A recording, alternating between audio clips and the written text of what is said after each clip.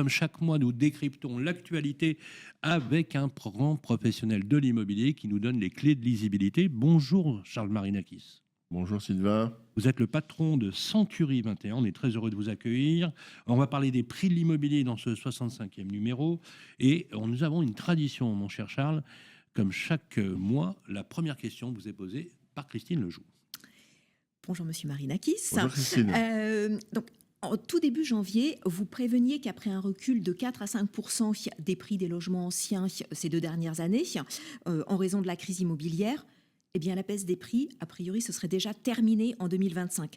Vous nous aviez même dit que les prix pourraient augmenter de 2% à 3% cette année. Là, on est presque à la fin du premier semestre. Est-ce que vous maintenez cette prédiction d'une remontée des prix de 2 à 3% dès 2025 ? Vous n'étiez pas très nombreux à le dire, hein, Paul. Non, justement. Non, mais hélas, oui, c'est une prédiction dont je me serais volontiers dispensé. Bien mais sûr. vous le savez, les taux de crédit, on va bien sûr revenir sur ce sujet-là, mais d'abord, je crois que le plus important, c'est de rappeler aux Français que les prix ont beaucoup baissé sur les 2 dernières années, ce que moi j'appelais de mes voeux, mais qui était une nécessité absolue pour arriver à décrisper ce marché. Ils n'ont pas autant baissé que vous le vouliez, parce que vous disiez, pour relancer le marché, il faudrait une baisse des prix de 10 à 12%.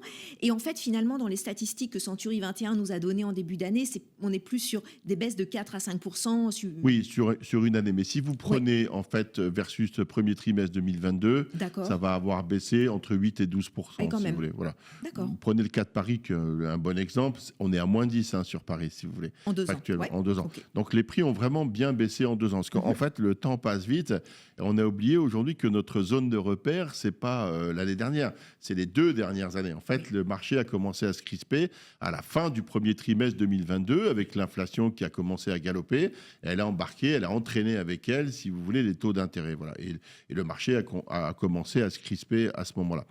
Donc, pour en revenir à la hausse des prix, je pense que malheureusement, oui, c'est fini, à quelques ajustements près. La baisse des prix est finie. C'est plus c'est la hausse qui. C'est les oui, prix voilà. remontent. C'est-à-dire que là, maintenant, les prix, ce qui devait baisser a baissé. À Oui. quelques régions près, il y a quelques correctifs qui devront encore s'opérer, mais que globalement, malheureusement, les prix vont très légèrement remonter, effectivement, entre 1 et 3%.